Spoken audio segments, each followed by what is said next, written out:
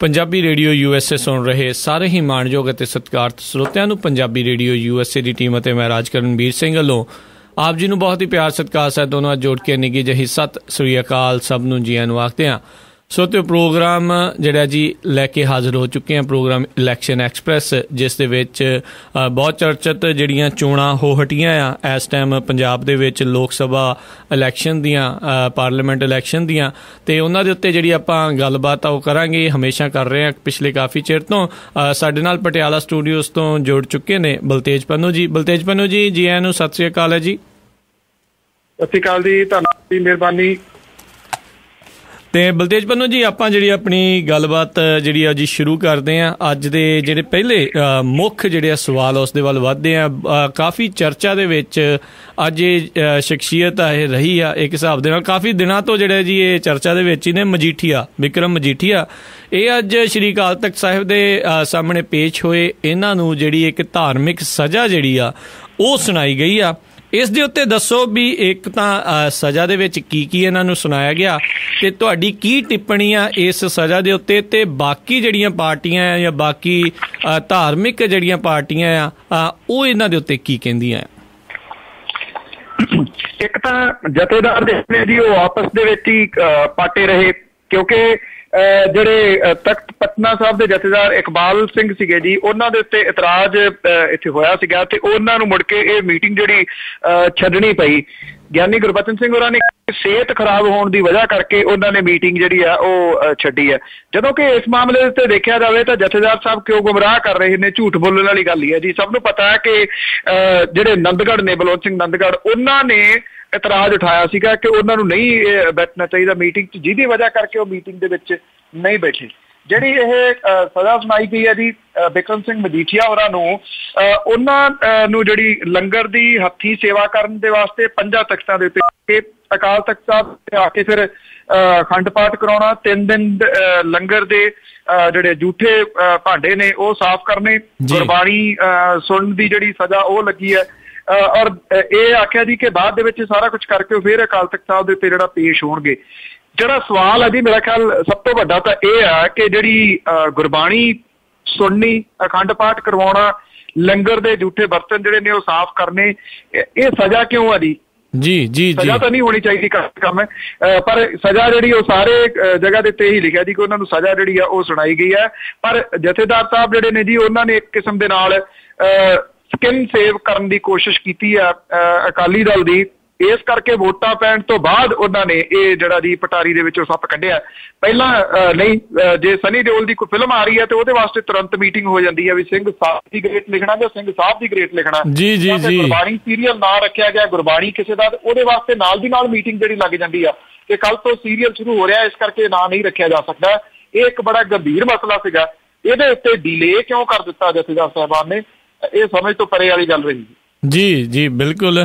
ਅਤੇ ਨਾਲ ਜਿੱਦਾਂ ਇਹਨਾਂ ਨੂੰ ਗੁਰਬਾਣੀ ਸੁਣਨ ਦੀ ਕਹਿੰਦੇ ਆ ਵੀ ਸੁਣਨ ਨੂੰ ਆਖਿਆ ਗਿਆ, ਪਰ ਜਿਹੜੇ ਤਾਂ ਗੁਰਬਾਣੀ ਨੂੰ ਆਪ ਤੋੜ ਮਰੋੜ ਰਹੇ ਆ, ਇਹਨਾਂ ਦੇ ਉੱਤੇ ਗੁਰਬਾਣੀ ਦਾ ਜੇ ਪਹਿਲੋਂ ਅਸਰ ਨਹੀਂ ਹੋਇਆ ਤੇ ਹੁਣ ਜਿਹੜਾ ਪਤਾ ਨਹੀਂ ਕਿੰਨਾ ਕੁ ਅਸਰ ਇਹ ਹੋਵੇਗਾ। ਅਤੇ ਅਗਲੀ ਜਿਹੜੀ ਆਪਾਂ ਗੱਲ ਕਰਦੇ ਹਾਂ ਸਾਬਕਾ ਜੇਲ੍ਹਾਂ ਦੇ DGP ਸ਼ਸ਼ੀ ਕਾਂਤ, ਉਹਨਾਂ ਦੇ ਬਾਰੇ।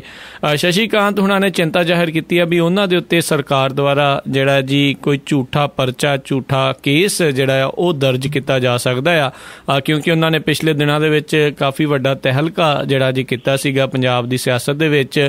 ਨਸ਼ਿਆਂ ਦੇ ਜਿਹੜੇ ਵਪਾਰੀ ਸੀ ਉਹਨਾਂ ਦੇ ਜਿਹੜੇ ਨਾਂ ਉਹਨਾਂ ਨੇ ਸਾਰਿਆਂ ਦੇ ਸਾਹਮਣੇ ਕੀਤੇ ਸੀ, ਅਤੇ ਉਹ ਇਸੇ ਚੀਜ਼ ਨੂੰ ਦੇਖਦੇ ਹੋਏ ਆਪਣੇ ਆਪ ਨੂੰ ਕਹਿ ਲਓ ਵੀ ਸੇਫ ਰੱਖਣ ਦੀ ਕੋਸ਼ਿਸ਼ ਦੇ ਵਿੱਚ ਅਗਾਊਂ ਜ਼ਮਾਨਤ ਜਿਹੜੀ ਆ, ਐਂਟੀਸਪੇਟਰੀ ਬੇਲ ਆ ਜਿਹੜੀ ਉਹ ਲੈਣ ਲਈ ਕੋਰਟ ਦੇ ਵਿੱਚ ਪਹੁੰਚੇ ਸੀਗੇ, ਅਤੇ ਉੱਥੇ ਉਹਨਾਂ ਨੂੰ ਮਨ੍ਹਾ ਕਰ ਦਿੱਤਾ ਗਿਆ। ਇਸ ਦੇ ਉੱਤੇ ਕੀ ਇਸ ਟਾਈਮ ਚੱਲ ਰਿਹਾ ਆ?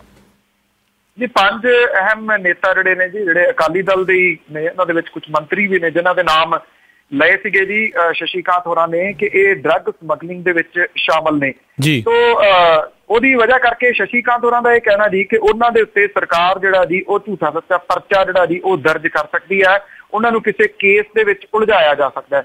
ਇਹਦੀ ਵਜ੍ਹਾ ਕਰਕੇ ਉਹਨਾਂ ਨੇ ਪੰਜਾਬ ਹਰਿਆਣਾ ਹਾਈ ਕੋਰਟ ਦੇ ਵਿੱਚ ਉਹ ਗਏ ਸਨ ਔਰ ਅਗਾਊਂ ਜ਼ਮਾਨਤ ਮੰਗੀ ਸੀ ਐਂਟੀਸਪੇਟਰੀ, ਕਿ ਉਹਨਾਂ ਨੂੰ ਜ਼ਮਾਨਤ ਜਿਹੜੀ ਦਿੱਤੀ ਜਾਵੇ ਤਾਂ ਕਿ ਉਹਨਾਂ ਨੂੰ ਅਰੈਸਟ ਨਾ ਕੀਤਾ ਜਾਵੇ ਕਿਸੇ ਮਾਮਲੇ ਦੇ ਵਿੱਚ।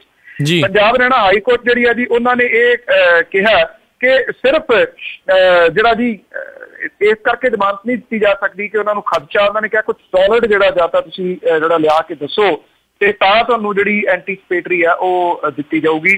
ਸੋਲਿਡ ਜਿਹੜਾ ਸੀਗਾ ਕੁਝ ਦੱਸਣ ਦੇ ਵਿੱਚ ਸਫਲ ਨਹੀਂ ਹੋ ਸਕੇ ਸ਼ਸ਼ੀ ਕਾਂਤ ਹੋਰੀ। ਉਹਨਾਂ ਨੇ ਕਿਹਾ ਖਦਸ਼ਾ ਹੈ, ਖਦਸ਼ੇ ਦੇ ਆਧਾਰ ਦੇ ਉੱਤੇ ਪੰਜਾਬ ਹਰਿਆਣਾ ਹਾਈ ਕੋਰਟ ਨੇ ਉਹਨਾਂ ਨੂੰ ਇਹ ਜ਼ਮਾਨਤ ਜਿਹੜੀ ਆ ਉਹ ਨਹੀਂ ਦਿੱਤੀ।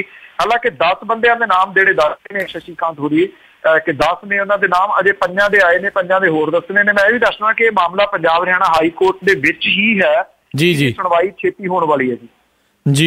ਜੀ ਤੇ ਆਪਾਂ ਜਿਹੜੀ ਹੁਣ ਅਗਲੀ ਗੱਲ ਕਰਦੇ ਹਾਂ ਵੀ ਚੋਣਾਂ ਹੋ ਹਟੀਆਂ, ਵੋਟਾਂ ਪੈ ਹਟੀਆਂ ਤੇ ਵੋਟਾਂ ਪੈਣ ਤੋਂ ਬਾਅਦ ਦੇ ਵਿੱਚ ਪਿੰਡਾਂ ਦੇ ਵਿੱਚ ਕਈ ਪਿੰਡਾਂ ਦੇ ਵਿੱਚ ਜਿਹੜੀਆਂ ਹਿੰਸਕ ਝੜਪਾਂ ਆ ਉਹ ਹੋ ਰਹੀਆਂ ਆ ਪਾਰਟੀ ਦੇ ਜਿਹੜੇ ਕਾਰਕੁਨ ਆ ਉਹਨਾਂ ਦੇ ਵਿੱਚ। ਕਿੱਥੇ ਕੀ ਹੋਇਆ ਆ ਤੇ ਇਹਦਾ ਕਾਰਨ ਕੀ ਲੱਗ ਰਿਹਾ ਤੁਹਾਨੂੰ? ਕਾਰਨ ਜਿਹੜਾ ਜੀ ਇਹਦਾ ਜਿਹੜੀਆਂ ਧੜੇਬੰਦੀਆਂ ਸਿਆਸਤਦਾਨਾਂ ਨੇ ਪਿੰਡਾਂ ਦੇ ਵਿੱਚ ਬਣਾ ਦਿੱਤੀਆਂ ਜੀ, ਉਹ ਇਹਦਾ ਕਾਰਨ ਹੈ। ਲੀਡਰ ਤਾਂ ਆਰਾਮ ਦੇ ਨਾਲ ਜਿਹੜੀ ਜੀ ਆਪਣੀ ਥਕਾਵਟ ਘਰਾਂ 'ਚ ਬੈਠ ਕੇ ਲਾ ਰਹੇ ਨੇ ਤੇ ਜਿਹੜੇ ਵਰਕਰ ਨੇ ਜੀ ਉਹ ਕੁੱਟ ਖਾ ਰਹੇ ਨੇ। ਜੀ ਥਾਂ ਦੇ ਉੱਤੇ ਜਿਹੜੀ ਜੀ ਹਮਲੇ ਹੋਣ ਦੀਆਂ ਖਬਰਾਂ ਜਿਹੜੀਆਂ ਨੇ ਉਹ ਆ ਰਹੀਆਂ ਨੇ। ਮਨਪ੍ਰੀਤ ਬਾਦਲ ਦੇ ਜਿਹੜੇ ਸਪੋਰਟਰ ਨੇ ਉਹਨਾਂ ਦੇ ਘਰ ਦੇ ਉੱਤੇ ਹਮਲਾ ਕੀਤਾ ਗਿਆ, ਕੁੱਟਮਾਰ ਬੁਰੀ ਤਰ੍ਹਾਂ ਕੀਤੀ ਗਈ ਹੈ। ਇੱਕ ਜਗ੍ਹਾ ਦੇ ਉੱਤੇ ਜਿਹੜੇ ਗੋਲੀ ਚੱਲਣ ਦੀਆਂ ਖਬਰਾਂ ਜਿਹੜੀਆਂ ਉਹ ਵੀ ਆ ਰਹੀਆਂ ਨੇ। ਪਿੰਡਾਂ ਥਾਵਾਂ ਦੇ ਉੱਤੇ ਸ਼ਾਇਦ ਇਹ ਜਿਹੜੀ ਦਸਤ ਬੈਠਣ ਨੂੰ ਅਜੇ ਕਾਫੀ ਦਿਨ ਜਿਹੜੇ ਉਹ ਲੱਗ ਜਾਣਗੇ, ਕਿਉਂਕਿ ਬੜੇ ਅਗਰੈਸਿਵ ਹੋ ਕੇ ਚੋਣਾਂ ਲੜੀਆਂ ਨੇ ਲੋਕਾਂ ਨੇ ਔਰ ਧੜੇਬੰਦੀਆਂ ਜਿਹੜੀਆਂ ਨੇ ਉਹ ਲੰਮੇ ਸਮੇਂ ਤੱਕ ਜਿਹੜੀਆਂ ਉਹ ਰਹਿ ਜਾਂਦੀਆਂ ਨੇ। ਸਿਆਸਤਦਾਨ ਇਹਨਾਂ ਧੜੇਬੰਦੀਆਂ ਦੇ ਵਿੱਚੋਂ ਹੀ ਜਿਹੜਾ ਜੀ ਉਹ ਫਾਇਦਾ ਉਠਾਉਂਦੇ ਨੇ। ਇਹ ਵੀ ਪਤਾ ਲੱਗਾ ਜੀ ਕਿ ਇੱਕ ਜਗ੍ਹਾ ਦੇ ਉੱਤੇ ਜਿਹੜੇ ਆਮ ਆਦਮੀ ਪਾਰਟੀ ਦੇ ਜਿਨ੍ਹਾਂ ਨੇ ਲਾਏ ਨੇ ਬੂਥ, ਉਹਨਾਂ ਨੌਜਵਾਨਾਂ ਦੀਆਂ ਲਿਸਟਾਂ ਜਿਹੜੀਆਂ ਉਹ ਬਣ ਰਹੀਆਂ ਨੇ। ਸ਼ਾਇਦ ਉਹਨਾਂ ਨੂੰ ਦਬਾਉਣ ਧਮਕਾਉਣ ਦਾ ਸਿਲਸਿਲਾ ਵੀ ਜਿਹੜਾ ਉਹ ਸ਼ੁਰੂ ਹੋ ਰਿਹਾ ਜਿਹੜਾ ਕਿ ਮੇਰਾ ਖਿਆਲ ਲੰਮਾ ਚੱਲ ਸਕਦਾ। ਔਰ ਇਸੇ ਕਰਕੇ ਪਟਿਆਲੇ ਦੇ ਵਿੱਚ ਜਿਹੜਾ ਇਕੱਠ ਹੋਇਆ ਸੀਗਾ ਕੱਲ, ਉਹ ਸ਼ਾਇਦ ਇਹ ਦੱਸਣ ਦੇ ਵਾਸਤੇ ਆਮ ਆਦਮੀ ਪਾਰਟੀ ਨੇ ਕੀਤਾ ਜੀ ਕਿ ਜੇ ਉਹਨਾਂ ਦੇ ਵਰਕਰਾਂ ਨੂੰ ਉੱਤੇ ਕੋਈ ਇਸ ਤਰ੍ਹਾਂ ਦਾ ਕੱਲ ਨੂੰ ਹਮਲਾ ਵਗੈਰਾ ਹੁੰਦਾ ਤਾਂ ਉਹ ਉੱਥੇ ਵੀ ਇਕੱਠੇ ਹੋ ਸਕਦੇ ਨੇ। ਜੀ ਤੇ ਅਗਲੀ ਗੱਲ ਜਿਹੜੀ ਪਟਿਆਲਾ ਦੇ ਨਾਲ ਹੀ ਸੰਬੰਧਿਤ ਆ ਵੀ ਉੱਥੇ ਜਿਹੜੇ ਡਾਕਟਰ ਧਰਮਵੀਰ ਗਾਂਧੀ ਜਿਨ੍ਹਾਂ ਦੇ ਉੱਤੇ ਜਿਹੜਾ ਜੀ ਹਿੰਸਕ ਰੂਪ ਦੇ ਵਿੱਚ ਹਮਲਾ ਕੀਤਾ ਗਿਆ ਸੀ ਉੱਥੇ ਦੇ ਕੌਂਸਲਰ ਵਿਰਕ ਹਾਊਸ ਦੇ ਦੁਆਰਾ, ਤੇ ਉਹਨਾਂ ਚੱਕਾ ਜਾਮ ਉਸ ਟਾਈਮ ਦੇ ਉੱਤੇ ਕਰਕੇ ਉਸ ਦੀ ਹਿਰਾਸਤ ਜਿਹੜੇ ਉਸ ਨੂੰ ਕੈਦ ਦੇ ਵਿੱਚ ਪਵਾਇਆ ਸੀ ਤੇ ਉਸ ਤੋਂ ਬਾਅਦ ਦੇ ਵਿੱਚ ਬੰਦ ਦਾ ਜਿਹੜਾ ਐਲਾਨ ਕੀਤਾ ਸੀ, ਉਸ ਦਾ ਕੀ ਪ੍ਰਕੋਪ ਰਿਹਾ ਪਟਿਆਲੇ ਦੇ ਉੱਤੇ ਤੇ ਹੋਰ ਇਸ ਟਾਈਮ ਲੇਟੈਸਟ ਅਪਡੇਟ ਕੀ ਹੈਗੀ ਆ ਪਟਿਆਲੇ ਹਲਕੇ ਚੋਂ ਲੈ ਕੇ ਆਮ ਆਦਮੀ ਪਾਰਟੀ ਨੂੰ ਲੈ ਕੇ? ਇੱਥੇ ਮਿੰਨੀ ਸੈਕਟਰੀਏਟ ਦੇ ਵਿੱਚ ਇੱਕ ਧਰਨਾ ਜਿਹੜਾ ਦਿੱਤਾ ਜੀ ਇਸ ਵੇਲੇ, ਕਿਉਂਕਿ ਮੌਸਮ ਬੜਾ ਗਰਮ ਹੋ ਗਿਆ, ਕੜਕਦੀ ਧੁੱਪ ਦੇ ਵਿੱਚ ਲੋਕ ਜਿਹੜੇ ਸੀਗੇ ਉਹ ਬੈਠੇ ਰਹੇ ਡਾਕਟਰ ਗਾਂਧੀ ਦੇ ਹੱਕ ਦੇ ਵਿੱਚ। ਔਰ ਉਹਨਾਂ ਦੇ ਉਸ ਧਰਨੇ ਨੂੰ ਵੱਡਾ ਹੁੰਗਾਰਾ ਮਿਲਿਆ ਜੀ ਜਦੋਂ ਸੰਗਰੂਰ ਤੋਂ ਚੋਣ ਲੜ ਰਹੇ ਜਿਹੜੇ ਉਮੀਦਵਾਰ ਭਗਵੰਤ ਮਾਨ ਹੋਰੀ ਆਏ ਔਰ ਉਹਨਾਂ ਤੋਂ ਬਾਅਦ ਨਾਲ ਦੀ ਨਾਲ ਐਚ.ਐਸ. ਫੂਲਕਾ ਹੋਰੀ ਵੀ ਪਹੁੰਚ ਗਏ, ਪ੍ਰੋਫੈਸਰ ਸਾਧੂ ਸਿੰਘ ਹੋਰੀ ਜਿਹੜੇ ਫਰੀਦਕੋਟ ਤੋਂ ਚੋਣ ਲੜ ਰਹੇ ਉਹ ਆ ਗਏ, ਜਸਟਿਸ ਰਾਜ ਵੀ ਪਹੁੰਚ ਗਏ ਔਰ ਹਿੰਮਤ ਸਿੰਘ ਸ਼ੇਰਗਿੱਲ ਜਿਹੜੇ ਅਨੰਦਪੁਰ ਸਾਹਿਬ ਤੋਂ ਚੋਣ ਲੜ ਰਹੇ ਨੇ ਉਹ ਵੀ ਪਹੁੰਚ ਗਏ। ਇਹਨਾਂ ਦੇ ਆਉਣ ਦੇ ਨਾਲ ਇਹ ਜਿਹੜਾ ਰੋਸ ਮੁਜ਼ਾਹਰਾ ਸੀਗਾ ਜੀ ਬਹੁਤ ਵੱਡੀ ਰੈਲੀ ਦਾ ਇੱਕ ਰੂਪ ਧਾਰਨ ਕਰ ਗਿਆ। ਡਿਪਟੀ ਕਮਿਸ਼ਨਰ ਨੂੰ ਇੱਕ ਮੰਗ ਪੱਤਰ ਵੀ ਇਹਨਾਂ ਨੇ ਜਿਹੜਾ ਜੀ ਜਾ ਕੇ ਦਿੱਤਾ ਔਰ ਇਹ ਕਿਹਾ ਕਿ ਕੁਝ ਜਿਹੜੇ ਅਕਾਲੀ ਉਹਨਾਂ ਦੇ ਉੱਤੇ ਵੀ ਪਰਚਾ ਜਿਹੜਾ ਜੀ ਉਹ ਦਰਜ ਕੀਤਾ ਜਾਵੇ ਔਰ ਧਾਰਾ ਜਿਹੜੀ ਆ ਉਹ 307 ਭਾਵ ਕਿ ਇਰਾਦਾ ਕਤਲ ਵਾਲੀ ਜਿਹੜੀ ਆ ਉਹ ਲਾਈ ਜਾਵੇ। ਇਹ ਮੰਗ ਅਜੇ ਮੰਨੀ ਤਾਂ ਨਹੀਂ ਗਈ ਪਰ ਇਹਦੇ ਡੀਜੀਪੀ ਜਿਹੜੇ DIG ਨੇ ਉਹਨਾਂ ਨੂੰ ਅੱਗੇ ਇਹ ਫਾਰਵਰਡ ਕਰਤੀ ਗਈ ਆ, ਉਹ ਇਸ ਸਾਰੀ ਘਟਨਾ ਦੀ ਜਾਂਚ ਜਿਹੜੀ ਆ ਜੀ ਉਹ ਕਰਨਗੇ।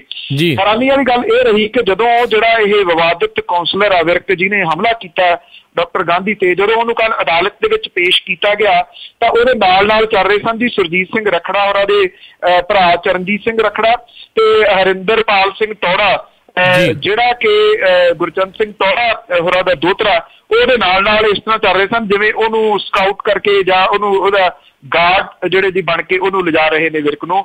ਮੇਰਾ ਖਿਆਲ ਜਿਸ ਬੰਦੇ ਨੇ ਹਮਲਾ ਕੀਤਾ ਕਮ ਸੇ ਕਮ ਉਨੀ ਦੇਰ ਤੱਕ ਤਾਂ ਇਹਨਾਂ ਨੂੰ ਦੂਰੀ ਬਣਾਈ ਰੱਖਣੀ ਚਾਹੀਦੀ ਹੈ ਜਿੰਨੀ ਦੇਰ ਤੱਕ ਉਹ ਅਦਾਲਤ ਦੇ ਵਿੱਚੋਂ ਬੰਦਾ ਜਿਹੜਾ ਬਰੀ ਨਹੀਂ ਹੋ ਜਾਂਦਾ। ਸ਼ਾਇਦ ਇਹ ਅਕਾਲੀ ਨੇਤਾ ਜਿਹੜੇ ਨੇ ਉਹਦੇ ਨਾਲ ਤੁਰ ਕੇ ਇਹ ਦੱਸਣ ਦੀ ਕੋਸ਼ਿਸ਼ ਬਾਕੀਆਂ ਨੂੰ ਕਰ ਰਹੇ ਸਨ ਕਿ ਅਸੀਂ ਹਰ ਉਸ ਬੰਦੇ ਨਾਲ ਖੜਿਆਂਗੇ ਜੀ ਜਿਹੜਾ ਵਿਰੋਧੀ ਪਾਰਟੀਆਂ ਦੇ ਉੱਤੇ ਇੱਦਾਂ ਦੇ ਹਮਲੇ ਕਰੂਗਾ।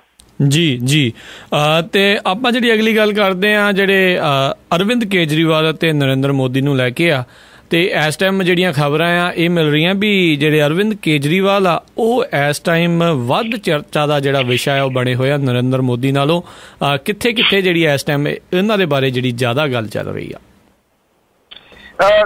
ਦੇਖੋ, ਕਹਿਣ ਨੂੰ ਇਹ ਕਿਹਾ ਜਾ ਰਿਹਾ ਜੀ ਕਿ ਹਵਾ ਬਹੁਤ ਵੱਡੀ ਚੱਲ ਰਹੀ ਹੈ ਨਰਿੰਦਰ ਮੋਦੀ ਦੀ, ਪਰ ਜਿਹੜੇ ਇੱਕ ਦੂਜਾ ਪੱਖ ਹੈ ਜੀ ਉਹ ਇਹ ਕਹਿੰਦਾ ਹੈ ਕਿ ਅਰਵਿੰਦ ਕੇਜਰੀਵਾਲ ਜ਼ਿਆਦਾ ਚਰਚਿਤ ਨੇ ਜੀ। ਸੋਸ਼ਲ ਮੀਡੀਆ ਦੇ ਉੱਤੇ ਕਿਹਾ ਜਾਂਦਾ ਹੈ ਕਿ ਨਰਿੰਦਰ ਮੋਦੀ ਚਰਚਿਤ ਨੇ, ਪਰ ਇਹ ਠੀਕ ਨਹੀਂ ਹੈਗਾ।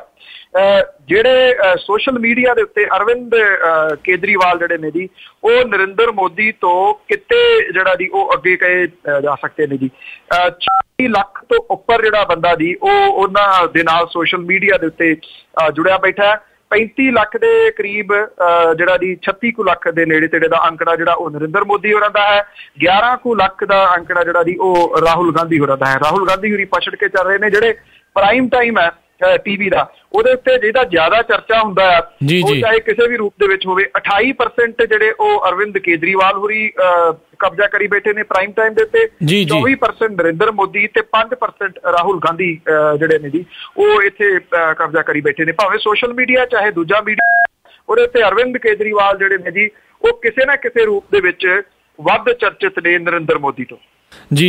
ਤੇ ਨਰਿੰਦਰ ਮੋਦੀ ਦੇ ਨਾਲ ਹੀ ਜੁੜੀ ਹੋਈ ਇੱਕ ਹੋਰ ਜਿਹੜੀ ਇੱਕ ਖਬਰ ਸਾਹਮਣੇ ਆ ਰਹੀ ਆ, ਜਿਸ ਦੇ ਵਿੱਚ ਇਹ ਕਿਹਾ ਜਾ ਰਿਹਾ ਵੀ ਵਾਰਾਣਸੀ ਤੋਂ ਜਿਹੜੇ 2 ਕੋਈ ਸ਼ੰਕਰਾਚਾਰੀਆ ਹੈਗੇ ਆ, ਉਹ ਮੋਦੀ ਨੂੰ ਹਰਾਉਣ ਦੇ ਲਈ ਮੈਦਾਨ ਦੇ ਵਿੱਚ ਡਟੇ ਹੋਏ ਆ, ਤੇ ਉਹਨਾਂ ਨੇ ਇਹ ਵੀ ਕਿਹਾ ਆ ਵੀ ਨਰਿੰਦਰ ਮੋਦੀ ਗੁਜਰਾਤ ਦੰਗਿਆਂ ਦਾ ਪਾਪੀ ਆ।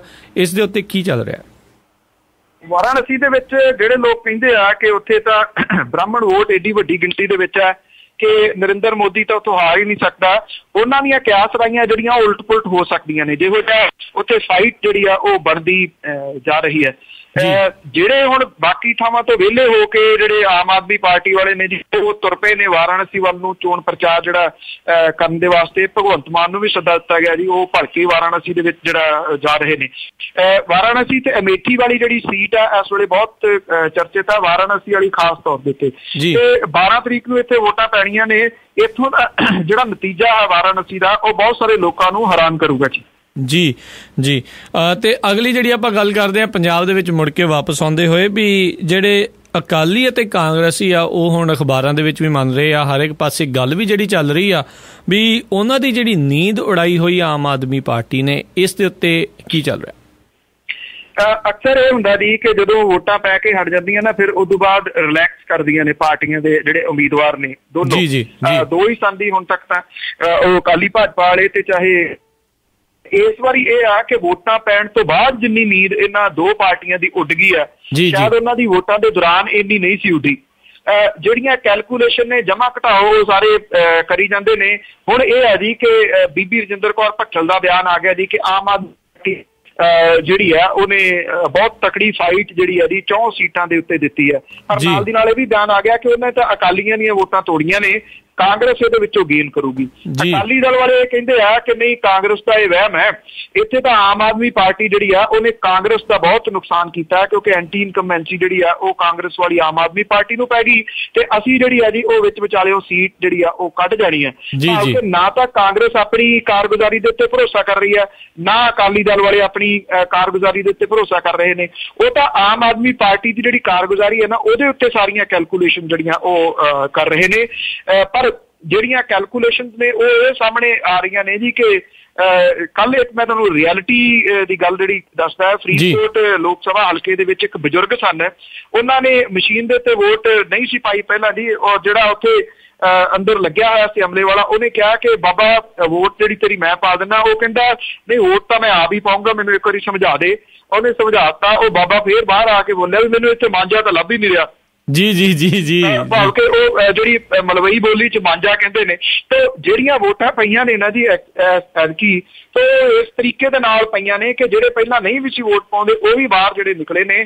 ਜਿਹੜੇ ਦੋਨੋਂ ਘਬਰਾ ਰਹੇ ਨੇ ਕਿ ਉਹਨਾਂ ਨੂੰ ਲੱਗਦਾ ਕਿ ਕੈਲਕੂਲੇਸ਼ਨ ਜਿਹੜੀਆਂ ਨੇ ਉਹਨਾਂ ਦੇ ਹੱਕ ਦੇ ਵਿੱਚ ਜਾਣਗੀਆਂ, ਇਹ ਕੈਲਕੂਲੇਸ਼ਨ ਉਲਟ ਪੁਲਟ ਇਸ ਵਾਰੀ ਪੰਜਾਬ ਦੇ ਨਤੀਜਿਆਂ ਨੂੰ ਕਰਨਗੀਆਂ ਜੀ।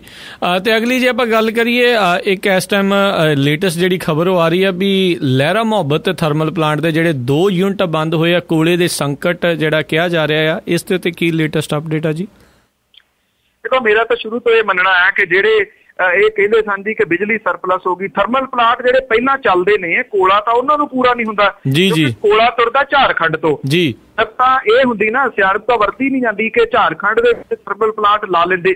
ਬੈਟਰ ਸੀ, ਕੋਲੇ ਦੀ ਢੋਆ ਢਵਾਈ ਆ ਉਹ ਖਤਮ ਹੋ ਜਾਂਦੀ, ਉੱਥੋਂ ਲਾਈਨਾਂ ਖਿੱਚ ਕੇ ਬਿਜਲੀ ਜਿਹੜੀ ਸੀ ਪੰਜਾਬ ਲਿਆਂਦੀ ਜਾਂਦੀ ਜੀ।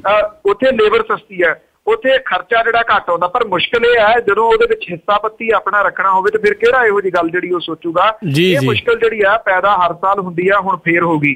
ਵੋਟਾਂ ਜਿਹੜੀਆਂ ਨੇ ਉਹ ਖਤਮ ਹੋਈਆਂ ਨੇ ਤੇ ਕੱਟ ਜਿਹੜੇ ਉਹ ਸ਼ੁਰੂ ਹੋ ਗਏ ਨੇ। ਪਿੰਡਾਂ ਥਾਵਾਂ ਦੇ ਉੱਤੇ ਕੱਟ ਨਾਲ ਦੀ ਨਾਲ ਜਿਹੜੇ ਉਹ ਲੱਗਣ ਲੱਗ ਗਏ। ਸ਼ਹਿਰਾਂ ਦੀ ਵਾਰੀ ਜਿਹੜੀ ਆ ਜੀ ਉਹ ਅੱਜ ਤੋਂ ਆ ਜਾਣੀ ਹੈ, ਕਿਉਂਕਿ ਖਬਰਾਂ ਆ ਗਈਆਂ ਕਿ 2 ਜਿਹੜੇ ਯੂਨਿਟ ਨੇ ਉਹ ਬੰਦ ਹੋ ਗਏ। ਜਿਹੜੇ ਇੱਥੇ ਵੱਡੇ ਵੱਡੇ ਇਸ਼ਤਿਹਾਰ ਲੱਗੇ ਸੀਗੇ ਸ਼ਹਿਰਾਂ ਦੇ ਵਿੱਚ ਕਿ ਭਾਰਤ ਦਾ ਪਹਿਲਾ ਬਿਜਲੀ ਸਰਪਲਸ ਵੰਡ ਵਾਲਾ ਸੂਬਾ ਜਿਹੜਾ ਪੰਜਾਬ ਹੈ, ਉਹਦੇ ਸਰਪਲਸ ਵੰਡ ਦੇ ਉੱਤੇ ਲੱਖ ਲੱਖ ਵਧਾਈਆਂ ਦੇ ਜਿਹੜੇ ਇਸ਼ਤਿਹਾਰ ਲੱਗੇ ਸਨ, ਉਹ ਪਤਾ ਨਹੀਂ ਹੁਣ ਇਸ਼ਤਿਹਾਰ ਉਹ ਕਿੱਥੇ ਗਏ, ਗਾਇਬ ਹੀ ਹੋ ਗਏ ਜੀ। ਜੀ ਇਸ਼ਤਿਹਾਰ ਕੀ ਬਿਜਲੀ ਜਿਹੜੀ ਉਹ ਵੀ ਗਾਇਬ ਹੋ ਗਈ ਹੈ ਨਾਲ ਦੇ ਨਾਲ। ਤੇ ਅਗਲੀ ਜਿਹੜੀ ਗੱਲ ਕਰਦੇ ਹਾਂ ਵੀ ਓਵਰਆਲ ਜਿਹੜੀਆਂ ਹੁਣ 2 ਗੇੜ ਬਚੇ ਨੇ ਲੋਕ ਸਭਾ ਦੀਆਂ ਚੋਣਾਂ ਦੇ ਵਿੱਚ ਪੂਰੇ ਭਾਰਤ ਦੇ ਵਿੱਚ, ਤੇ ਓਵਰਆਲ ਕੇਂਦਰ ਦੇ ਲੈਵਲ ਦੇ ਉੱਤੇ, ਸੈਂਟਰ ਲੈਵਲ ਦੇ ਉੱਤੇ ਜਿਹੜੀ ਆ ਕੀ ਇਸ ਟਾਈਮ ਚੱਲ ਰਹੀ ਆ ਸਿਆਸੀ ਸਰਗਰਮੀ? ਜਿੱਥੋਂ ਤੱਕ 2 ਵੱਡੀਆਂ ਪਾਰਟੀਆਂ ਦੀ ਗੱਲ ਹੈ ਜੀ, ਨਰਿੰਦਰ ਮੋਦੀ ਹੋਰਾਂ ਦੇ ਕੋਲ ਇੱਕੋ ਹੀ ਗੁਣਗਾਨ ਹੈ ਜੀ, ਗਾਂਧੀ ਪਰਿਵਾਰ ਨੂੰ ਲੈ ਕੇ, ਰਾਹੁਲ ਗਾਂਧੀ ਦੇ ਉੱਤੇ ਤਵਾ ਜਾਂ ਸੋਨੀਆ ਗਾਂਧੀ ਦੇ ਉੱਤੇ ਤਵਾ। ਜਿਹੜੀ ਕਾਂਗਰਸ ਹੈ ਉਹਦੇ ਨਰਿੰਦਰ ਮੋਦੀ ਦੇ ਉੱਤੇ ਤਵਾ ਹੈ, ਭਾਰਤੀ ਜਨਤਾ ਪਾਰਟੀ ਦੇ ਉੱਤੇ ਤਵਾ। ਜੋ ਕੁਛ ਭਾਰਤ ਦੇ ਵਿੱਚ ਵਾਪਰਿਆ ਪਿਛਲੇ ਸਮੇਂ ਦੇ ਦੌਰਾਨ, ਮਹਿੰਗਾਈ ਜਿਹੜੀ ਆ ਉਹ ਖਾ ਗਈ ਲੋਕਾਂ ਨੂੰ, ਔਰ ਇਹਦਾ ਜਿਹੜਾ ਮੁੱਦਾ ਹੈ ਉਹ ਕਿਸੇ ਜਗ੍ਹਾ ਦੇ ਉੱਤੇ ਨਹੀਂ ਆ ਰਿਹਾ ਸਾਹਮਣੇ। ਤਾਂ ਨਰਿੰਦਰ ਮੋਦੀ ਹੋਰੀ ਦੱਸ ਰਹੇ ਨੇ ਕਿ ਜੇ ਮਹਿੰਗਾਈ ਕੰਟਰੋਲ ਕਰਨੀ ਹੈ ਤਾਂ ਉਹਨਾਂ ਨੇ ਕਿਵੇਂ ਕਰਨੀ ਹੈ। ਭ੍ਰਿਸ਼ਟਾਚਾਰ ਇਦੋਂ ਵੱਡਾ ਮੁੱਦਾ ਹੈ। ਭ੍ਰਿਸ਼ਟਾਚਾਰ ਜਿਹੜਾ ਮੁੱਦਾ ਹੈ ਉਹਦੇ ਬਾਰੇ ਕੋਈ ਸਿਆਸੀ ਨਹੀਂ ਬੋਲ ਰਹੀ ਕਿ ਉਹਨੂੰ ਕੰਟਰੋਲ ਕਰਨਾ ਹੈ। ਜੇ ਮੋਦੀ ਨੇ ਵੀ ਆਉਣਾ ਤਾਂ ਉਹਨੇ ਕਿਵੇਂ ਇਹਨੂੰ ਕੰਟਰੋਲ ਕਰਨਾ। ਜਿਹੜਾ ਚਰਚਾ ਹੋ ਰਿਹਾ ਉਹ ਤਾਂ ਇਹ ਹੋ ਰਿਹਾ ਕਿ ਦਿਗਵਿਜੇ ਸਿੰਘ ਜਿਹੜਾ ਉਹ ਏਡੀ ਛੇਤੀ ਵਿਆਹ ਕਿਉਂ ਕਰਾ ਰਿਹਾ, ਉਹ ਇੱਕ ਟੀਵੀ ਐਂਕਰ ਦੇ ਨਾਲ ਵਿਆਹ ਕਿਉਂ ਕਰਾ ਰਿਹਾ। ਇਹ ਤਾਂ ਉਹਦੀਆਂ ਬੈਡਰੂਮ ਸਟੋਰੀਜ਼ ਨੇ, ਇਹ ਤਾਂ ਉਹਦੀ ਨਿੱਜੀ ਲਾਈਫ ਹੈ। ਉਹ ਇੰਨੀ ਕੁ ਉਭਾਰੀ ਜਾ ਰਹੀ ਆ, ਉਹ ਇੰਨਾ ਕੁ ਹੋ ਰਿਹਾ ਕਿ ਇਸ ਵੇਲੇ 4 ਸਵੇਰੇ ਜਿਹੜੀਆਂ ਜੀ ਉਹ ਦਿਗਵਿਜੇ ਸਿੰਘ ਦੀਆਂ ਜਿਹੜੀਆਂ ਫੋਟੋਆਂ ਨੇ ਟੀਵੀ ਐਂਕਰ ਦੇ ਉਹ ਦਿਸ ਰਹੀਆਂ ਨੇ। ਕੀ ਇਹਦੇ ਨਾਲ ਮਹਿੰਗਾਈ ਕੰਟਰੋਲ ਹੋਊਗੀ ਜਾਂ ਇਹਦੇ ਨਾਲ ਜਿਹੜੇ ਕਰਪਸ਼ਨ ਆ ਉਹ ਕੰਟਰੋਲ ਹੋ ਜਾਊਗੀ? ਦੋਨੋਂ ਪਾਰਟੀਆਂ ਜਿਹੜੀਆਂ ਨੇ ਜੀ ਉਹ ਮੂਰਖ ਬਣਾ ਰਹੀਆਂ ਨੇ ਲੋਕਾਂ ਨੂੰ, ਤਾਂ ਕਿ ਲੋਕ ਇਹਨਾਂ ਦੇ ਉਲਝੇ ਰਹਿਣ, ਚਟਕਾਰੇ ਲੈ ਕੇ ਇਹਨਾਂ ਖਬਰਾਂ ਨੂੰ ਜਿਹੜਾ ਉਹ ਸੁਣੀ ਜਾਣ ਤੇ ਉਹਨਾਂ ਦਾ ਡੰਗ ਟਪਾਈ ਜਿਹੜੀ ਆ ਜੀ ਹੋ ਜੇ। ਇਹ ਜਿੰਨੀ ਦੇਰ ਤੱਕ ਡਿਬੇਟ ਸਿਸਟਮ ਇੱਥੇ ਨਹੀਂ ਨਾ ਸ਼ੁਰੂ ਹੁੰਦਾ ਉਨੀ ਦੇਰ ਤੱਕ ਇਸ ਸਮੱਸਿਆ ਦਾ ਹੱਲ ਨਹੀਂ ਹੋ ਸਕਦਾ। ਬਿਲਕੁਲ ਤੁਸੀਂ ਡਿਬੇਟ ਸਿਸਟਮ ਦੀ ਗੱਲ ਤੇ ਕੀਤੀ ਆ, ਪਰ ਜਿਸ ਤਰੀਕੇ ਦੇ ਨਾਲ ਇੱਕ ਦੂਜੇ ਦੇ ਨਾਲ ਵਰਤਾਓ ਕਰਦੇ ਆ, ਮੈਨੂੰ ਨਹੀਂ ਲੱਗਦਾ ਵੀ ਉੱਥੇ ਦਾ ਜਿਹੜਾ ਡਿਬੇਟ ਸਿਸਟਮ ਆ ਕੋਈ ਕਾਮਯਾਬ ਜਾਂ ਕਾਰਗਰ ਹੋਵੇਗਾ। ਜੇ ਇੱਕ ਜਗ੍ਹਾ ਦੇ ਉੱਤੇ ਡਾਕਟਰ ਧਰਮਵੀਰ ਗਾਂਧੀ ਹੁਣਾਂ ਨੂੰ ਕੁੱਟ ਮਾਰ ਸਕਦੇ ਇਸ ਤਰੀਕੇ ਦੇ ਨਾਲ, ਜਾਂ ਹੋਰ ਪਾਸੇ ਦੇ ਉੱਤੇ ਵੀ ਜਿਹੜਾ ਆਪਾਂ ਦੇਖਿਆ ਵੀ ਜਦ ਕੋਈ ਡਿਬੇਟ ਦੀ ਗੱਲ ਆਉਂਦੀ ਹੈ ਤੇ ਉੱਥੇ ਉਹਨਾਂ ਨੂੰ ਖਾਣ ਨੂੰ ਹੀ ਪੈ ਜਾਂਦੇ ਆ, ਮੈਨੂੰ ਲੱਗਦਾ ਨਹੀਂ ਵੀ ਇਹ ਚੀਜ਼ ਜਿਹੜੀ ਬਹੁਤੀ ਕਾਰਗਰ ਸਾਬਤ ਹੋ ਸਕਦੀ ਆ। ਅਤੇ ਨਾਲ ਹੀ ਸੱਟੇ ਬਾਜ਼ਾਰ ਤੋਂ ਇੱਕ ਹੋਰ ਜਿਹੜੀ ਖਬਰ ਇਸ ਟਾਈਮ ਲੱਗੀ ਆ ਵੀ ਨਰਿੰਦਰ ਮੋਦੀ ਦੇ ਉੱਤੇ 20,000 ਕਰੋੜ ਦਾ ਜਿਹੜਾ ਸੱਟਾ ਲੱਗਾ ਆ। ਇੰਨੇ ਜ਼ਿਆਦਾ ਪੈਸੇ? ਦੇਖੋ ਇੱਥੇ ਤਾਂ ਜਦੋਂ ਕੋਈ ਘਪਲਾ ਹੁੰਦਾ ਨਾ ਜੀ, ਤੇ ਜੇ ਕੋਈ ਕਵੇ ਕਿ ਫਲਾਣੇ ਬੰਦੇ ਨੇ 15 ਕਰੋੜ ਦਾ 20 ਕਰੋੜ ਦਾ ਘਪਲਾ ਕੀਤਾ, ਉਹ ਖਬਰ ਹੀ ਕੋਈ ਨਹੀਂ।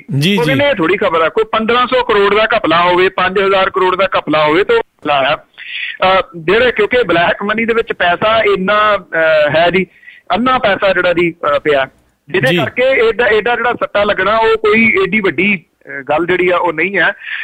ਤਾਂ ਕ੍ਰਿਕਟ ਦੇ ਉੱਤੇ ਕਿੰਨਾ ਸੱਟਾ ਲੱਗਦਾ ਤੁਹਾਨੂੰ ਪਤਾ ਹੀ ਜੀ, ਹਰ ਸਾਲ IPL ਤਾਂ ਉਹਨੂੰ ਤਾਂ ਕਹਿੰਦੇ ਇੰਡੀਅਨ ਫਿਕਸ ਲੀਗ ਹੈ, ਉਹਦੇ ਉੱਤੇ ਮੈਕਸੀਮਮ ਸੱਟਾ ਲੱਗਦਾ। ਔਰ ਕਿਹੜੇ ਕਿਹੜੇ ਲੋਕ ਲਾਉਂਦੇ ਨੇ, ਕਿੰਨੇ ਕਿੰਨੇ ਬੀਬੇ ਚਿਹਰੇ ਜਿਹੜੇ ਨੇ ਉਹ ਤੁਹਾਡੇ ਸਾਹਮਣੇ ਆਏ ਨੇ ਪਿਛਲੇ ਦਿਨਾਂ ਦੇ ਦੌਰਾਨ, ਬਹੁਤ ਸਾਰੇ ਇਹਦੇ ਸੱਟਾ ਲਾਉਂਦੇ ਨੇ। ਇਹ ਨਹੀਂ ਹੈ ਕਿ ਸੱਟਾ ਲਾਉਣ ਵਾਲੇ ਅਨਨੋਨ ਦੇ ਬੰਦੇ ਨੇ, ਨੋਨ ਬੰਦੇ ਹੀ ਸੱਟਾ ਲਾ ਰਹੇ ਨੇ ਜੀ। ਬਿਲਕੁਲ। ਤੇ ਬਲਤੇਜ ਪੰਨੂ ਜਿਹੜੀ ਅਗਲੀ ਗੱਲ ਕਰਦੇ ਆ ਵੀ ਅਕਾਲੀਆਂ ਦੇ ਉੱਤੇ ਕਾਫੀ ਵਰੇ ਨੇ ਨਵਜੋਤ ਸਿੱਧੂ ਜਦ ਉਹ ਸ਼੍ਰੀ ਅੰਮ੍ਰਿਤਸਰ ਸਾਹਿਬ ਵਾਪਸ ਪਹੁੰਚੇ ਆ, ਕੀ ਕਾਰਨ ਰਹੇ ਤੇ ਕੀ ਕਿਹਾ ਉਹਨਾਂ ਨੇ?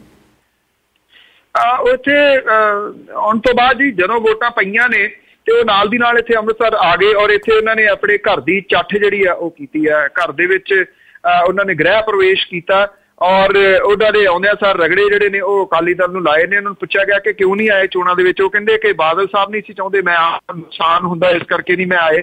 ਉਹਨਾਂ ਨੂੰ ਪੁੱਛਿਆ ਜੀ ਕਿ ਬਾਦਲ ਸਾਹਿਬ ਕਿਉਂ ਤੁਹਾਡੇ ਵਿਰੋਧ ਚ ਨੇ ਇੰਨੇ, ਉਹ ਕਹਿੰਦੇ ਮੈਨੂੰ ਮੰਨਦੇ ਤਾਂ ਪੁੱਤ ਨੇ ਪਰ ਮੰਨਦੇ ਮਤਵੰਨਾ ਨੇ, ਇਸ ਕਰਕੇ ਉਹ ਮੇਰੇ ਨਾਲ ਨਹੀਂ ਤੁਰੇ। ਉਹਨਾਂ ਨੂੰ ਇਹ ਪੁੱਛਿਆ ਗਿਆ ਜੀ ਕਿ ਜੇਤਲੀ ਸਾਹਿਬ ਨੂੰ ਤੁਸੀਂ ਵੋਟ ਪਾਉਣ ਕਿਉਂ ਨਹੀਂ ਆਏ, ਕਹਿੰਦੇ ਮੈਂ ਆ ਜਾਂਦਾ ਤੇ ਇਹਦੇ ਨਾਲ ਕਈ ਵੋਟਾਂ ਦਾ ਨੁਕਸਾਨ ਹੋ ਜਾਣਾ ਸੀ ਬਾਦਲ ਸਾਹਿਬ ਦੇ ਕਹਿਣ ਦੇ ਅਨੁਸਾਰ।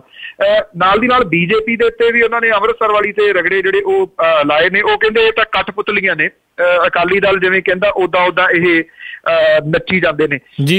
ਹੁਣ ਜਿਹੜੇ ਨਵਜੋਤ ਸਿੱਧੂ ਨੇ ਉਹਨਾਂ ਦਾ ਕੀ ਬਣੂਗਾ। ਇਹਦੇ ਉੱਤੇ ਉਹਨਾਂ ਨੇ ਕਿਹਾ ਕਿ ਮੈਂ ਤਾਂ ਅੰਮ੍ਰਿਤਸਰ ਨੂੰ ਆਪਣਾ ਘਰ ਬਣਾਇਆ, ਕੁਛ ਵੀ ਹੋਵੇ, ਕਿਉਂਕਿ ਜੇ ਤਾਂ ਜੇਤਲੀ ਸਾਹਿਬ ਜਿੱਤ ਜਾਂਦੇ ਨੇ ਅੰਮ੍ਰਿਤਸਰ ਤੋਂ ਫਿਰ ਤਾਂ ਗੱਲ ਗਈ ਜੀ, ਫਿਰ ਤਾਂ ਨਵਜੋਤ ਸਿੱਧੂ ਹੋਰਾਂ ਨੇ ਕਿਸੇ ਨੇ ਨਹੀਂ ਪੁੱਛਣਾ। ਜੇ ਉਹ ਹਾਰਦੇ ਨੇ ਜਿਹਦੇ ਚਾਂਸਸ ਲੱਗਦੇ ਵੀ ਨੇ, ਤਾਂ ਫਿਰ ਨਵਜੋਤ ਸਿੱਧੂ ਦੀ ਪੁੱਛਗਿੱਛ ਜਿਹੜੀ ਥੋੜੀ ਬਹੁਤੀ ਅੰਮ੍ਰਿਤਸਰ ਦੇ ਵਿੱਚ ਫੇਰ ਸ਼ੁਰੂ ਹੋ ਸਕਦੀ ਹੈ। ਕੁਛ ਵੀ ਹੋਵੇ ਜੀ, ਲੋਕ ਜਿਹੜੀ ਪੁਰਾਣੀ ਕਹਾਵਤ ਆ ਉਹਨੂੰ ਥੋੜਾ ਜਿਹਾ ਤੋੜ ਮਰੋੜ ਕੇ ਪੇਸ਼ ਕਰ ਰਹੇ ਨੇ ਕਿ ਜਾਨ ਬਚੀ ਸੋ ਲੱਖੋਂ ਪਾਏ, ਲੌਟ ਕੇ ਸਿੱਧੂ ਘਰ ਕੋ ਆਏ। ਜੀ ਬਿਲਕੁਲ। ਤਾਂ ਸਰੋਤਿਓ, ਇਹ ਸੀਗੀਆਂ ਅੱਜ ਦੀਆਂ ਕੁਛ ਗੱਲਾਂ ਬਾਤਾਂ ਚੋਣ ਸਰਗਰਮੀਆਂ ਜਿਹੜੇ ਕੇਂਦਰ ਲੈਵਲ ਦੇ ਉੱਤੇ ਤੇ ਪੰਜਾਬ ਦੇ ਵਿੱਚ ਚੋਣਾਂ ਤੋਂ ਬਾਅਦ ਦਾ ਜਿਹੜਾ ਹਾਲ। ਤੇ ਬਲਤੇਜ ਪੰਨੂ ਜੀ, ਜਾਣ ਤੋਂ ਪਹਿਲਾਂ ਅੱਜਨਾਮਾ ਜੀ ਕਿ ਰੱਫੜ ਆਪਣੇ ਬਹੁਤ ਨੇ ਪਾਕ ਅੰਦਰ, ਰੱਫੜ ਸਾਡੇ ਨਾ ਅੰਦਰ ਦੇ ਘੱਟ ਬੇਲੀ ਜੀ। ਰੱਫੜ ਆਪਣੇ ਬਹੁਤ ਨੇ ਪਾਕ ਅੰਦਰ, ਰੱਫੜ ਸਾਡੇ ਨਾ ਅੰਦਰ ਦੇ ਘੱਟ ਬੇਲੀ, ਪਾਟੇ ਉਧਰ ਵੀ ਮੂੰਹ ਹਨ ਲੀਡਰਾਂ ਦੇ, ਬੋਲੀ ਸਾਡੇ ਵੀ ਮਾਰ ਰਹੀ ਸੱਟ ਬੇਲੀ ਜੀ। ਆਪੋ ਵੇਖਦੇ ਰਤਾ ਕੂ ਵੇਲ ਹੁੰਦੀ, ਟੱਪ ਜਾਈਏ ਸਰਹੱਦ ਦੀ ਵੱਟ ਬੇਲੀ, ਮਿਹਣੇ ਮਾਰ ਗਵਾਂਢੀ ਨੂੰ ਚੋਭ ਲਾ ਕੇ, ਭੱਲ ਵਿਹੜੇ ਦੀ ਲਈ ਦੀ ਖੱਟ ਬੇਲੀ ਜੀ। ਲੀਡਰ ਹੱਦ ਤੋਂ ਪਾਰ ਹਨ ਮਾਲ ਖਾਣੇ, ਚੂਰੀ ਭਾਰਤੀ ਲੀਡਰ ਵੀ ਚਰੀ ਜਾਂਦੇ ਜੀ। ਲੀਡਰ ਹੱਦ ਤੋਂ ਪਾਰ ਹਨ ਮਾਲ ਖਾਣੇ, ਚੂਰੀ ਭਾਰਤੀ ਲੀਡਰ ਵੀ ਚਰੀ ਜਾਂਦੇ, ਜੱਟ ਭੇਡਾਂ ਦੀ ਲੱਥ ਰਹੀ ਦੋਵੇਂ ਥਾਈਂ, ਵਿਸ ਲੋਕਾਂ ਦੇ ਵਿੱਚ ਹਨ ਭਰੀ ਜਾਂਦੇ ਜੀ। ਬਹੁਤ ਵਧੀਆ ਜਿਹੜਾ ਜੀ ਅੱਜਨਾਮਾ ਜਿਹੜਾ ਤੁਸੀਂ ਪੇਸ਼ ਕੀਤਾ। ਤੇ ਬਲਤੇਜ ਪੰਨੂ ਜੀ, ਤੁਹਾਡਾ ਬਹੁਤ ਬਹੁਤ ਜਿਹੜਾ ਧੰਨਵਾਦ। ਕੱਲ ਨੂੰ ਇੱਕ ਵਾਰੀ ਫੇਰ ਆਪਾਂ ਆਪਣੇ ਸਰੋਤਿਆਂ ਦੇ ਨਾਲ ਗੱਲਬਾਤ ਕਰਾਂਗੇ, ਫੇਰ ਮਿਲਾਂਗੇ ਪ੍ਰੋਗਰਾਮ ਇਲੈਕਸ਼ਨ ਐਕਸਪ੍ਰੈਸ ਦੇ ਵਿੱਚ। ਉਦੋਂ ਤੱਕ ਲਈ ਤੁਹਾਨੂੰ ਬਹੁਤ ਪਿਆਰ ਸਤਿਕਾਰ ਸਹਿਤ ਸਤਿ ਸ੍ਰੀ ਅਕਾਲ। ਧੰਨਵਾਦ ਜੀ, ਮਿਹਰਬਾਨੀ ਔਰ ਸਤਿ ਸ੍ਰੀ ਅਕਾਲ। ਸੋਤਿਓ, ਸੁਣ ਰਹੇ ਸੀ ਜੀ ਆਪਾਂ ਪ੍ਰੋਗਰਾਮ ਬਲਤੇਜ ਪੰਨੂ ਹੁਣਾਂ ਦੇ ਨਾਲ, ਪ੍ਰੋਗਰਾਮ ਇਲੈਕਸ਼ਨ ਐਕਸਪ੍ਰੈਸ। ਕੱਲ ਨੂੰ ਇੱਕ ਵਾਰੀ ਫੇਰ ਤੁਹਾਡੇ ਨਾਲ ਮਿਲਦੇ ਹਾਂ। ਹੁਣ ਮੈਨੂੰ ਵੀ ਰਾਜਕਨਵੀਰ ਸਿੰਘ ਨੂੰ ਇਜਾਜ਼ਤ ਦਿਓ। ਮੇਰੇ ਵੱਲੋਂ ਤੁਹਾਨੂੰ ਬਹੁਤ ਹੀ ਪਿਆਰ ਸਤਿਕਾਰ ਸਹਿਤ ਦੋਨੋਂ ਅੱਜ ਜੋੜ ਕੇ ਨਿੱਘੀ ਜਿਹੀ ਸਤਿ ਸ੍ਰੀ ਅਕਾਲ। ਜਿਉਂਦੇ ਵਾਸਤੇ ਰਹੋ, ਹੱਸਦੇ ਖੇਡਦੇ ਰਹੋ ਤੇ ਸੁਣਦੇ ਰਹੋ ਜੀ ਪੰਜਾਬੀ ਰੇਡੀਓ USA।